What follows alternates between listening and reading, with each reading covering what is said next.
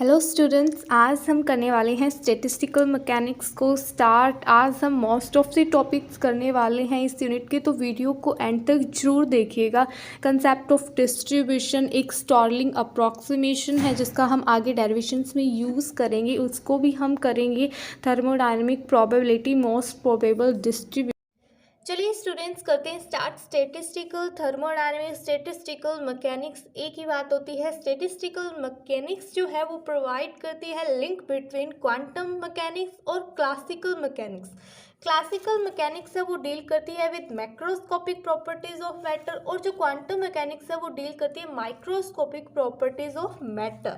और हमारे पास जो स्टैटिस्टिकल मैकेनिक्स है वो इन दोनों के बीच में लिंक बनाती है। कैसे कि ये हम इसमें स्टैटिस्टिकल मैकेनिक्स में जो मैक्रोस्कोपिक प्रॉपर्टीज ऑफ मैटर हैं उनकी स्टडी करते हैं with the help of microscopic properties of matter. देखिए definition, the discipline which deals with the computation of the macroscopic properties of matter from the data on the microscopic properties of individual atoms is called statistical mechanics। अब हमारे पास एक छोटा सा formula है जिसको हम आगे डेरिवेशन में यूज़ करेंगे, उसे हम थोड़ा सा समझ लेते हैं कि वो क्या है। ये हमारे पास फॉर्मूला है log n फैक्टोरियल। यहाँ पे जो हमारे पास एक्सक्लेमेशन साइन होता है, इंग्लिश में जो हम एक्सक्लेमेशन साइन यूज़ करते हैं वो n के बाद लगाया है, n फैक्टोरियल। इसे हम मैथमेटिक्स में फैक्टोरियल बोलते हैं। और इस कंप्लीट फॉर्मूले का यूज़ हम आगे डेरिवेशन में करेंगे जब हमें log n फैक्टोरियल जैसी कोई टर्म होगी उसको चेंज करना होगा, फैक्टोरियल वाली टर्म को हमें चेंज करना होगा, तो हम वापस स्टर्लिंग अप्रोक्सीमेशन यूज करेंगे। एन ये हमारे पास क्या है, नंबर ऑफ वैल्यूज है, और ये हमारे पास एन फैक्टोरियल लार्ज वैल्यूज के लिए लिया गया है। इसे हम ज़्यादा एक्सप्लेन नहीं करने वाला है कि ये कहाँ से आया है कहाँ से नहीं आया है, बस हमें इतना ही याद रखना है कि स्टर्लिंग अप्रोक्सीमेशन है ये, और ये हम आगे डेरिवेशन में डायरेक्ट इसका यूज़ करेंगे।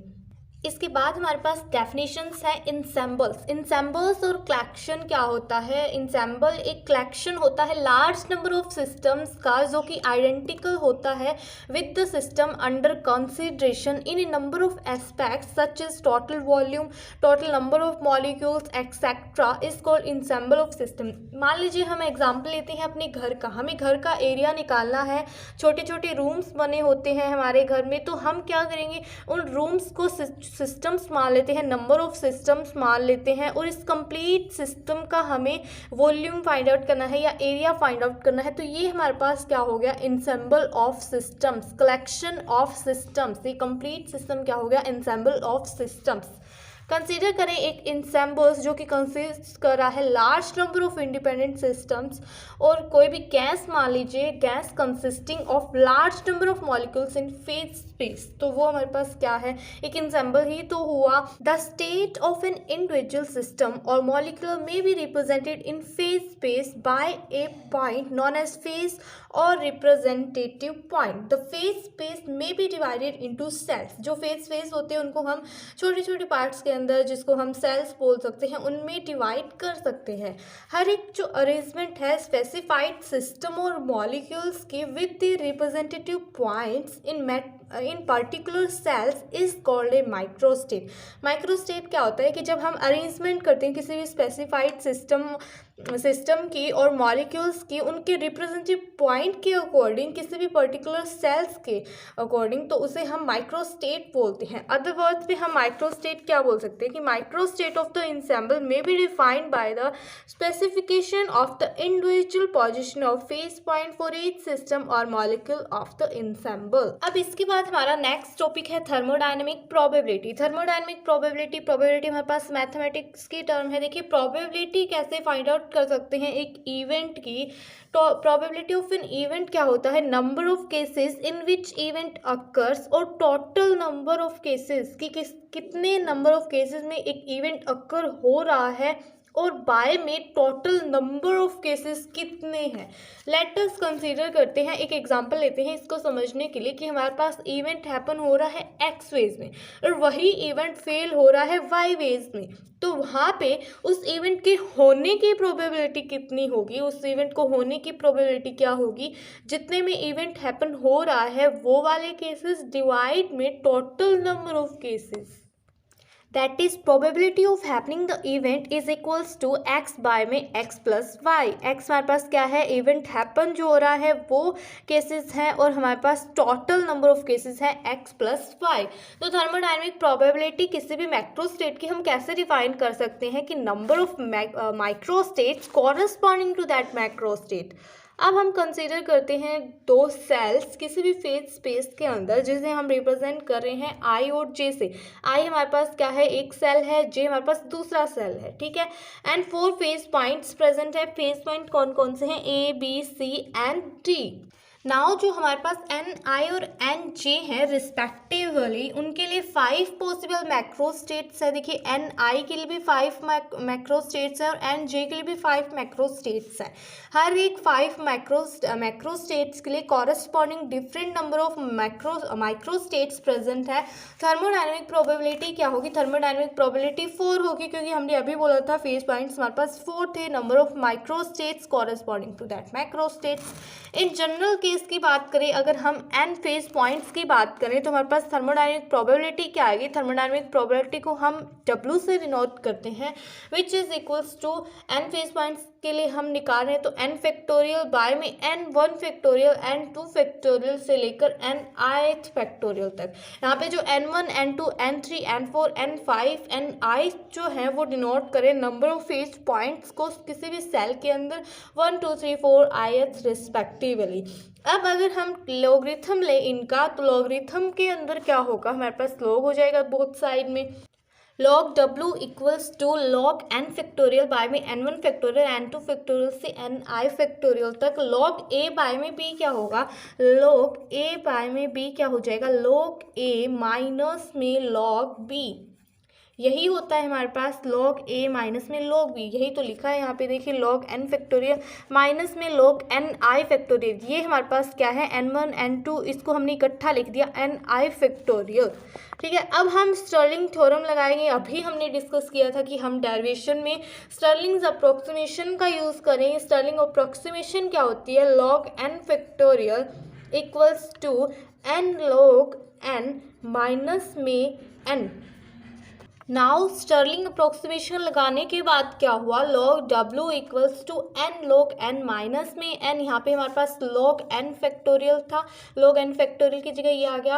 प्लस में हमारे पास क्या था, समेशन, सॉरी माइनस में हमारे पास क्या था, summation log n i factorial था। ये हमारे पास क्या है, summation ni log ni factorial plus में समेशन ni, ठीक है। अब हमारे पास राइट हैंड साइड में जो समेशन ni है उसको हम n लिख सकते हैं, क्योंकि ये हमारे पास टोटल नंबर ऑफ मॉलिक्यूल्स ही तो है।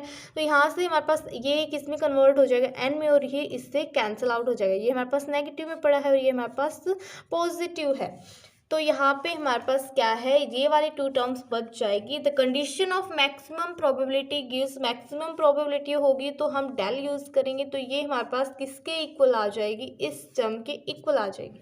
नेक्स्ट हमारे पास है general statistical distribution law.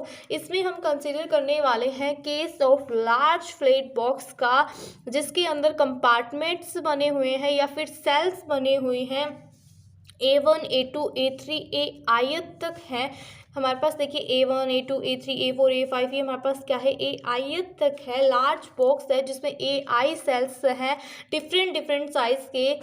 Now we wish to find the most probable distribution of particles से मार्बल अलोंग द कंपार्टमेंट्स। तो हम डिस्ट्रीब्यूट किस तरह कर सकते हैं, पार्टिकल्स, हमारे पास नंबर ऑफ पार्टिकल्स प्रेजेंट है हर एक सेल के अंदर, n1 n2 n3 n तक हमारे पास क्या है, नंबर ऑफ पार्टिकल्स प्रेजेंट है। तो टोटल नंबर ऑफ पार्टिकल्स क्या किसके इक्वल होंगे, total number of particles n के इक्वल होंगे, जो अभी हमने किया था कि समेशन ni जो हमारे पास n1 n2 n3 and z तक जो पार्टिकल्स थे वो किसके इक्वल थे, total number of particles capital N के इक्वल थे। मैथमेटिकली हम प्रोबेबिलिटी कैसे फाइंड आउट कर सकते हैं, प्रोबेबिलिटी हम प्रोडक्ट लेकर 2 फैक्टर्स का, फर्स्ट फैक्टर क्या होगा, नंबर ऑफ वेज जिसमें पार्टिकल्स को रीअरेंज किया गया है and still live the distribution same, कि रीअरेंज करने के बाद भी वो डिस्ट्रीब्यूट सेम तरीके से हो रहे हैं, that is the total number of particles in each cell left as before. Suppose हमारे पास first of all we choose n1 marbles which are to be placed in first cell के अंदर आप मान लीजिए हमारे पास अभी हमने जो डायग्राम दिखाया था उसमें जो n1 मार्बल्स हैं, अभी हमने बोला है कि हम मार्बल्स बोलेंगे उनको, कंपार्टमेंट्स को, are to be placed in first cell. उसमें हमारे पास क्या है, फर्स्ट सेल में हम n1 मान रहे हैं। This can be done in n1 ways, that is हमारे पास क्या हो जाएगा n फैक्टोरियल बाय में n1 factorial n minus n1 factorial, यही होता है n(n)(1) इक्वल्स टू मैथमेटिक्स की फॉर्म में क्या होता है n फैक्टोरियल बाय में हमारे पास n1 फैक्टोरियल और बाद में हमारे पास n माइनस में n1 फैक्टोरियल। ये हमारे पास सिर्फ एक कंपार्टमेंट की बात की, तो रिमेनिंग नंबर्स की अगर हम बात करें तो रिमेनिंग नंबर्स कितने बचेंगे n minus n1 and we want n2 marbles in second cell which can be done n minus n1 C n2 ways. तो हमारे पास क्या होंगे इससे, तो टोटल जो हमारे पास नंबर ऑफ वेज होंगे जिसमें पार्टिकल्स को डिफरेंट सेल में एक्सचेंज किया गया है, leaving total numbers in each cell fixed is, ये हमारे पास इस तरह आएंगे। टोटल जो हमारे पास नंबर ऑफ पेज होंगे वो इस तरह आएंगे, फर्स्ट कंपार्टमेंट के लिए, सेकंड कंपार्टमेंट के लिए, फिर उसके बाद थर्ड के लिए, फिर फोर्थ के लिए, फिर फिफ्थ के लिए, इस तरह हमारे पास ith के लिए चलते जाएंगे। सेकंड जो फैक्टर होगा वो होगी priori probability of a particle falling into the given cell. The probability GI of any one particle falling in certain cell is given by the ratio of the size of that cell to the size of the box, कि cell by में size of box, size का जो cell है bye में हमारे पास size of box है वो होती है प्रायरी प्रोबेबिलिटी। ठीक है, वेयर यहाँ पे हमारे पास जो A है वो किसके इक्वल है A1 plus A2 plus A3 plus A4 AI तक। The sum of probabilities of all cell is of course unity, और जो हमारे पास सम होगा प्रोबेबिलिटीज का हर एक सेल के लिए वो क्या होगा 1 होगा। The probability of Ni particles falling in the ith cell is GI(Ni). Therefore हमारे पास प्रायरी प्रोबेबिलिटी किसके इक्वल होगी Z1 N1 Z2 N2 Z3 N3 और GZ NZ तक। ठीक है, अब हमारे पास टोटल प्रोबेबिलिटी की बात हमने क्या की थी कि 2 फैक्टर्स का मल्टीप्लिकेशन होगी, फर्स्ट फैक्टर प्रोबेबिलिटी और सेकंड हमारे पास प्रायरी प्रोबेबिलिटी, फर्स्ट हमारे पास फैक्टर है वो क्या होगा नंबर ऑफ फेज, और सेकंड हमारे पास प्रायरी प्रोबेबिलिटी। तो ये हमने क्या है टोटल प्रोबेबिलिटी निकाली। नेक्स्ट हमारा टॉपिक है very very important most probable distribution. The probability W of a distribution N1 phase point cell 1 के अंदर है, N2 phase point in cell 2 के अंदर है, NZ फेज पॉइंट्स हमारे पास Z के लिए है। उसको प्रोबेबिलिटी कैसे डिफाइन कर सकते हैं वो हमने अभी निकाली है। इसी फैक्टर को हम लेके चलेंगे। अब हम क्या है इसका लॉगरिथम करेंगे, taking logarithm of the above equation. Students एक नोटबुक ले लीजिए, पेन ले लीजिए और ये मेरे साथ साथ कीजिएगा ताकि आपको इजीली समझ आ जाए। W is equals to log n1 factorial log n factorial minus log n1 factorial minus log n2 factorial minus log n3 factorial, ये हमारे पास log nz फैक्टोरियल था। प्लस में हमारे पास क्या है जो हमने Z1 N1 मल्टीप्लाई में प्रायरी जो प्रोबेबिलिटी निकाली है हमने Z2 N2 मल्टीप्लाई में, ये हमारे पास चलती जा रही है GZ NZ तक। यहाँ पे हम 3-4 लेंगे इनको। ठीक है, तो यहाँ पे इनका लॉग करेंगे, अगर लॉग करेंगे तो हमारे पास सारी मल्टीप्लाई में तो सारी बाद में क्या हो जाएगी प्लस में चली जाएगी, सारी की सारी क्या है लॉग करने के बाद प्लस में चली जाएगी। ठीक है, इसका भी लॉग होगा तो हमारे पास क्या है प्लस में चली जाएगी ये भी। अब हमारे पास log Z1 N1, देखिए हमारे पास log m raise to power n अगर हो तो वो किसके इक्वल हो जाता है n log m के इक्वल हो जाता है। तो यहाँ पे हमारे पास ये log Z1 एक समझ लेते हैं, देखिए log Z1 N1 किसके इक्वल हो जाएगा N1 log Z1। ये हमारे पास जो पावर होती है log के साथ जो टर्म पड़ी होती है उसकी पावर को हम आगे ले आते हैं log के। तो यहाँ पे क्या किया मैंने आगे तो लेके आई हूँ N1 log Z1 प्लस में N2 log Z2 प्लस में N3 log Z3 प्लस में हमारे पास NZ log ZZ तक। ये हमारे पास थर्ड इक्वेशन होगी। इसके बाद हमारे पास स्टर्लिंग अप्रोक्सीमेशन लगाने के बाद ये वाली जो टर्म्स आई है इनको हम क्या कर सकते हैं, इनको हम समेशन में लिख सकते हैं इकट्ठा, ये समेशन ही तो बनेगा हमारे पास। यहाँ पे भी हमारे पास ये वाली टर्म्स को इकट्ठा करके हम इसको समेशन में लिख सकते हैं। ये हमारे पास इक्वेशन 4 हो गई। फॉर मोस्ट प्रोबेबल डिस्ट्रीब्यूशन हमारे पास कंडीशन क्या होती है कि जो लॉग डब्ल्यू मैक्सिमम होता है, थर्मोडायनेमिक प्रोबेबिलिटी मैक्सिमम जो होती है उसका change with respect to curl N I 0 के इक्वल होता है। ठीक है, अब हम क्या करेंगे, अब हम इसका डेरिवेशन करेंगे। सबसे पहले इसका डेरिवेशन फाइंड आउट करेंगे। तो फोर्थ इक्वेशन से हमें क्या मिलेगा, डेरिवेशन करने के बाद हमारे पास क्या आएगी, ये वाली टर्म्स आएंगे। देखिए कैसे, हमारे पास इसका डेरिवेशन किसके इक्वल होगा, 0 के इक्वल होगा। ठीक है, इसका डेरिवेशन क्या आएगा, एन जेड बाय में लॉग एन जेड का डेरिवेशन क्या होता है, 1 बाय में एन जेड। यहाँ पे भी हमारे पास जी जेड है वो क्या है, कांस्टेंट है। एन जेड का डेरिवेशन हमारे पास क्या हो जाएगा, करली एन जेड। नेक्स्ट जो हमारे पास करली एन जेड जो आया है वो किसके इक्वल होता है, वो हमारे पास 0 के इक्वल होता है। ठीक है, वो 0 के इक्वल होता है, तो ये टर्म भी नेग्लेक्ट होगी, हमारे पास क्या बची, ये वाली 2 टर्म्स। लेकिन अभी हमने देखा कि जो मैक्सिमम होता है वो 0 पे होता है, तो ये वाली दोनों टर्म्स क्या है, 0 के इक्वल। ये हमारे पास क्या हो गई, इक्वेशन 6।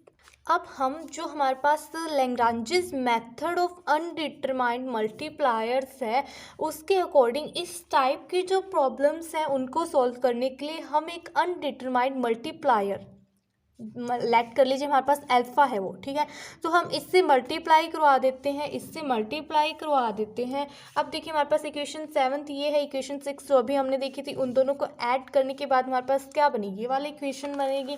अब हमारे पास क्या है, ये अप्रॉक्सीमेशन सॉल्व हो जाएगा। देखिए लॉग हमारे पास log N Z curly N Z log G Z curly N Z, ये हमारे पास क्या थी, 6th इक्वेशन थी, ये हमारे पास 7th इक्वेशन है। ठीक है, यहाँ से हम क्या क्या कॉमन निकाल सकते हैं, यहाँ से हम एन जेड को कॉमन निकाल सकते हैं। करली एन जेड को कॉमन निकालने के बाद हमारे पास ये वाली टर्म आएगी।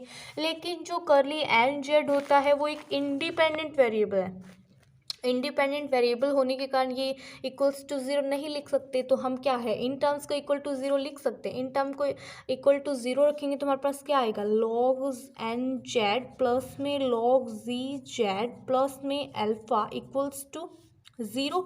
यहाँ से हमारे पास क्या होगा, यहाँ से हम log N Z log G Z को कैसे लिख सकते हैं, लॉग जी जेड बाय में N Z equals to minus alpha. या फिर हम ऐसे कर सकते हैं, यहाँ से इसको इस टर्म को उल्टा भी लिख सकते हैं, लॉग एन जेड बाय में जी जेड इक्वल्स टू अल्फ़ा। ये हमारे पास एंटी लॉग करने के बाद कहाँ चला जाएगा, N Z equals to E raise to power alpha. यहाँ पे हमारे पास जी जेड पड़ा है, यहाँ से हमारे पास N Z equals to G Z E alpha. G Z क्या चला गया, राइट हैंड साइड में चला गया, यही तो टर्म निकाली है। ये हमारे पास इक्वेशन 9th होगी। समेशन करेंगे दोनों साइड, क्योंकि हमारे पास जो अल्फ़ा है वो डिपेंड नहीं करता जेड पे, तो समेशन करेंगे तो हमारे पास सिर्फ समेशन जी जेड का होगा और एन जेड का होगा। यहाँ से हमारे पास जी जेड होता है जो डी जनरेसी होती है वो 1 के इक्वल होती है, जी जेड हमारे पास डी जनरेसी है जो कि 1 के इक्वल होती है।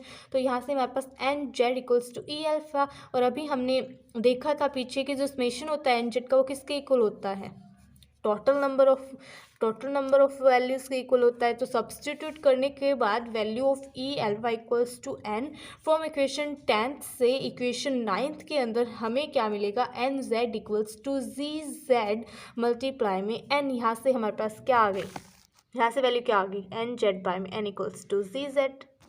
Thus, we have finally obtained the result that the most probable number of particles in each cell is proportional to the size of cell. I hope students आपको ये इजीली समझ भी आया होगा। आपने मेरे साथ साथ भी की होगी डेरिवेशंस। आपको नोट्स हैं वो डिस्क्रिप्शन बॉक्स में मिल जाएंगे, आप PDF वहाँ से डायरेक्ट डाउनलोड कर सकते हैं। अगर आपने साथ साथ में नोट्स बनाए तो उससे आपको और भी ज़्यादा फ़ायदा होगा। Thanks for watching.